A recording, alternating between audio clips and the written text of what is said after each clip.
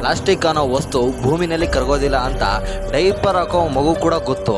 ಆದರೆ ಇವತ್ತು ಸ್ವಚ್ಛಂದವಾಗಿ ಹರಿಯೋ ನದಿಗೆ ದೇವ್ರ ಫೋಟೋ, ಹಳೆ ಬಟ್ಟೆ, ಪ್ಲಾಸ್ಟಿಕ್ಗಳು, ದೇವರಿಗಿಟ್ಟಿದ್ದ ಒಣ ಹೂವು ನದಿಗಳ ಮೇಲೆ ತೇಲಾಡ್ತಾ ಇರುತ್ತೆ. ಗಂಗಾ ನದಿಗೆ ಮನುಷ್ಯರ ಬೂದಿ ಬಿಡೋದ್ರಿಂದ ಶುರು ಮಾಡಿ ಮನುಷ್ಯರ ಸತ್ತ ದೇಹನ ಕೂಡ ತೇಲಿ ಬಿಡೋ ಅಜಂಡ ಸಂಸ್ಕೃತಿ ನಮ್ಮಲ್ಲಿ ತಾಂಡವಾಡ್ತಾ ಇದೆ. ಸ್ನೇಹಿತರೆ, ನೀವೆಲ್ಲ ಬೇಸಿಗೆ ರಜೆಯಲ್ಲಿ ಅಥವಾ ಪುರ್ಸೋತ್ ಮಾಡಿಕೊಂಡು ಒಂದೇ ಟೀ ಶರ್ಟು, ತೂತ್ ಬಿದ್ದಿರೋ ಜೀನ್ಸ್ ಪ್ಯಾಂಟು ಹಾಕ್ಕೊಂಡು ನೀವು ಕಾಡುಗಳಲ್ಲಿ ಸಫಾರಿ ಅಂತ ಹೋಗ್ತೀರಾ. ತಪ್ಪಿಲ್ಲ. ಪ್ರತಿದಿನ ಮನುಷ್ಯರ ಮುಖ ನೋಡಿ ನೋಡಿ ಬೇಸತ್ತ ನಿಮಗೆ ಕಾಡು ಪ್ರಾಣಿಗಳು, ಕಾಡು ಗಿಡ ಗಂಟೆನ ನೋಡೋಕ್ಕೆ ಹೋಗ್ತೀರಾ. ಆದರೆ ಆ ಸಫಾರಿನಲ್ಲಿ ಹೋಗ್ಬೇಕಾದ್ರೆ ಅಲ್ಲಿನ ರೋಡ್ಗಳಲ್ಲಿ ನೀವು ತಿಂದಿರೋ ಚಿಪ್ಸ್ ಪ್ಯಾಕೆಟು, ಬಿಸ್ಕೆಟ್ ಕವರು, ಪ್ಲಾಸ್ಟಿಕ್ಗಳನ್ನು ನೀವು ಕಾಡಲ್ಲಿ ಕಂಡು ಹಾಗೆ ಬಿಸಾಕೋದಕ್ಕೆ ಹೋಗಬೇಡಿ.